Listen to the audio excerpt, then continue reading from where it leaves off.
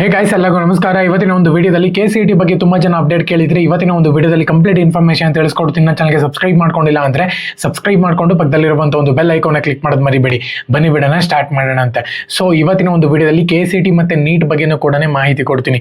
So ಮೊದಲನೇದಾಗಿ KCET ಮತ್ತೆ ನೀಟ್ನ ಒಂದು ಆಪ್ಷನ್ ಎಂಟ್ರಿ ಕಂಪ್ಲೀಟ್ ಆಗಿ ಎಲ್ಲರೂ ಕೂಡ ಮಾಡಿದೀರಾ ಅಂತ ಅನ್ಕೊಂತೀನಿ. ಯಾರೆಲ್ಲ ನೀಟ್ ಆಪ್ಷನ್ ಎಂಟ್ರಿ ಮಾಡಿದೀರಾ, ಯಾರೆಲ್ಲ KCET ಆಪ್ಷನ್ ಎಂಟ್ರಿ ಮಾಡಿದೀರಾ. ಸೊ ನಿಮ್ಗೆ ಇವಾಗ ನಾರ್ಮಲ್ ಆಗಿ ರಿಸಲ್ಟ್ನ ಅನೌನ್ಸ್ಮೆಂಟ್ ಮಾಡಬೇಕು. ನನ್ನ ಪ್ರಕಾರ ಈ ಮಂತ್ ಅಥವಾ 19 ನಿಮಗೆ ಫಸ್ಟು ಪ್ರಾವಿಷನಲ್ ರಿಸಲ್ಟ್ ಬರುತ್ತೆ, ಅಂದರೆ ಟೆಂಟೇಟಿವ್ ರಿಸಲ್ಟ್ ಬರುತ್ತೆ, ಅದಾದಮೇಲೆ ಫೈನಲ್ ರಿಸಲ್ಟ್ ಬರುತ್ತೆ ಅಂತಲೇ ಹೇಳ್ಬೋದು. ಸೊ ಟೆಂಟೇಟಿವ್ ರಿಸಲ್ಟ್ ಅಂದರೆ ಪ್ರಾವಿಷನಲ್ ರಿಸಲ್ಟನ್ನೇ ಆಲ್ಮೋಸ್ಟ್ 99% ಪಕ್ಕ ಅದೇ ಇರುತ್ತೆ ಅಂತಲೇ ಹೇಳ್ಬೋದು. ತಲೆ ಕೆಡಿಸ್ಕೊಳ್ಳೋ ಒಂದು ಅವಶ್ಯಕತೆ ಇಲ್ಲ. ಏನವರು ಆ ಡೇಟ್ನ ಅನೌನ್ಸ್ಮೆಂಟ್ ಮಾಡಿದ್ದಾರೆ, ರಿಸಲ್ಟ್ ಡೇಟ್ನ ಅದೇ ಡೇಟ್ಗೆ ಬರುತ್ತೆ, ತಲೆ ಕೆಡಿಸ್ಕೊಳ್ಳೋಕೆ ಹೋಗ್ಬೇಡಿ. ನನ್ನ ಪ್ರಕಾರ ನಿಮಗೆ ಫೈನಲ್ ರಿಸಲ್ಟಲ್ಲೂ ಕೂಡ ಅದೇ ಕಾಲೇಜ್ ಅಲಾಟ್ಮೆಂಟ್ ಆಗಿರುತ್ತೆ.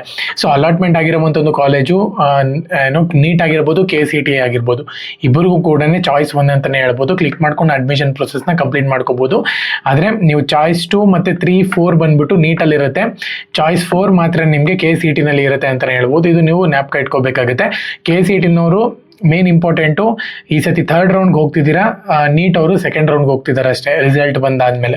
ನನ್ನ ಪ್ರಕಾರ ಫಸ್ಟ್ ರೌಂಡ್ 2nd ರೌಂಡೇ ಬೆಸ್ಟ್ ರೌಂಡ್ ಆಗಿರುತ್ತೆ ಅಂತಲೇ ಹೇಳ್ಬೋದು. ಪ್ರತಿಯೊಬ್ಬರು ಕೂಡ ಆಪ್ಷನ್ ಎಂಟ್ರಿ ಲಿಸ್ಟ್ನ ಕರೆಕ್ಟಾಗಿ ಎಲ್ಲ ಕೂಡ ಎಡಿಟ್ ಮಾಡ್ಕೊಂಡಿದ್ದೀರಾ ಅಂತ ಅನ್ಕೊತೀನಿ. ಕೆಲವೊಂದು ಇನ್ನು ಕೋರ್ಸ್ಗಳಿಗೆ ಇನ್ನು ಸೀಟ್ ಮ್ಯಾಟ್ರಿಕ್ಸ್ ಬರಬೇಕಾಗಿದೆ. ಸೊ ಅವೆಲ್ಲನೂ ಕೂಡ ಬರುತ್ತೆ, ಇವತ್ತು ಅಥವಾ ನಾಳೆ ಅಷ್ಟರಲ್ಲಿ ಬರುತ್ತೆ. ಅದು ಬಂದಾದ್ಮೇಲೆ ನೀವು ಇಲ್ಲಿ ಆರಾಮಾಗಿ ಆ್ಯಡ್ ಮಾಡ್ಕೋಬೋದು, ತಲೆ ಕೆಡಿಸ್ಕೊಳ್ಳೋಕೆ ಹೋಗ್ಬಿಡಿ. ಓಕೆನಾ. ಸೊ ಇವಾಗ ನಾರ್ಮಲ್ ಆಗಿ ರಿಸಲ್ಟ್ ಅನೌನ್ಸ್ಮೆಂಟ್ ಆಗಿದ ತಕ್ಷಣ ಚಾಯ್ಸ್ ಎಂಟ್ರಿ ಮಾಡಬೇಕಾಗುತ್ತೆ. ನೀವು ಚಾಯ್ಸ್ ಎಂಟ್ರಿ ಮಾಡಾದ್ಮೇಲೆ ನೆಕ್ಸ್ಟ್ ಪ್ರೋಸೆಸ್ಸು ನೀವು ಅಡ್ಮಿಷನ್ ಬೇಕಂದ್ರೆ ಅಡ್ಮಿಷನ್ಗೆ ಹೋಗ್ಬೋದು, ಇಲ್ಲ ರೌಂಡ್ 2 ಹೋಗ್ಬೋದು. ಸೊ ಇವಾಗ KCET ಸ್ಟೂಡೆಂಟ್ಸ್ ಕೇಳ್ತಿರುವಂಥದ್ದು ಏನಪ್ಪ ಅಂದರೆ, ಇವಾಗ 3 ರೌಂಡ್ ಮುಗಿಯೋದು ಯಾವಾಗ, ಎಷ್ಟು ದಿನ ಆಗುತ್ತೆ, ಎಷ್ಟು ತಿಂಗಳು ಬೇಕಾಗುತ್ತೆ ಅಂತ ಹೇಳಿ. ಇವಾಗ 2nd ರೌಂಡ್ ಬಂದ್ಬಿಟ್ಟು ಈ ಮಂತ್ ಮುಗ್ದೋಗ್ಬಿಡುತ್ತೆ ಅಂತಲೇ ಹೇಳ್ಬೋದು. ನೆಕ್ಸ್ಟ್ ಮಂತ್ ಬಂದ್ಬಿಟ್ಟು ನಿಮಗೆ 15 ಡೇಸ್ ಒಳಗಡೆನೆ, 15th ಒಳಗಡೆನೆ 3rd ರೌಂಡನ್ನು ಕೂಡ ಮುಗಿಸ್ಬಿಡ್ತಾರೆ.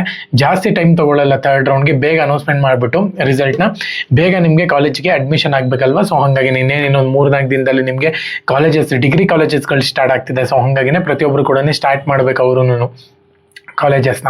ಹಾಗಾಗಿ ಪ್ರತಿಯೊಬ್ಬರು ಕೂಡ ಅಡ್ಮಿಷನ್ ಪ್ರೊಸೆಸ್ನ ಕಂಪ್ಲೀಟ್ ಮಾಡ್ಕೋಬೇಕಾಗುತ್ತೆ. ಮತ್ತು ಇನ್ನೊಂದೇನಪ್ಪ ಅಂದರೆ ನೀಟ್ ಅವ್ರಿಗೆ ಇನ್ನೊಂದು ತಿಂಗಳು ಎಕ್ಸ್ಟೆಂಡ್ ಆಗುತ್ತೆ, ತಲೆ ಕೆಡ್ಸ್ಕೊಳ್ಳೋಕೆ ಹೋಗ್ಬಿಟ್ಟು. ನಿಮ್ಮ ಒಂದು ಕಾಲೇಜ್ ಸ್ಟಾರ್ಟ್ ಆಗೋದು ಅವೆಲ್ಲನೂ ಕೂಡ ಇನ್ನೂ ಸ್ವಲ್ಪ ಡಿಲೇ ಇದೆ.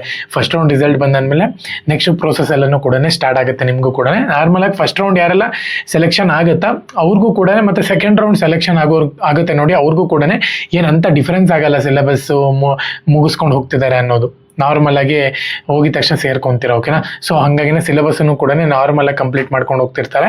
ನಿಮ್ಗಲ್ಲಿ ಅರ್ಥ ಆಗ್ಬಿಡುತ್ತೆ ಕ್ಲೀನಾಗಿ ಯಾವ ರೀತಿ ಅಂತ ಹೇಳಿ. ಸೊ ಚಾನಲ್ಗೆ ಸಬ್ಸ್ಕ್ರೈಬ್ ಮಾಡಿಕೊಂಡು ಬೆಲ್ ಐಕಾನ್ನ ಕ್ಲಿಕ್ ಮಾಡೋದು ಮರಿಬೇಡಿ. ನನ್ನ ಅಪ್ಡೇಟ್ ಬಂತು ಅಂತ ಹೇಳಿದ್ರೆ ಟೆಲಿಗ್ರಾಮ್ ಚಾನಲಲ್ಲಿ ಅಪ್ಡೇಟ್ ಮಾಡ್ತೀನಿ, ಡಿಸ್ಕ್ರಿಪ್ಷನ್ ಲಿಂಕ್ ಹಾಕಿರ್ತೀನಿ, ಪ್ರತಿಯೊಬ್ಬರು ಕೂಡ ಜಾಯ್ನ್ ಆಗಿ. ಜೈ ಹಿಂದ್, ವಂದೇ ಮಾತರಂ.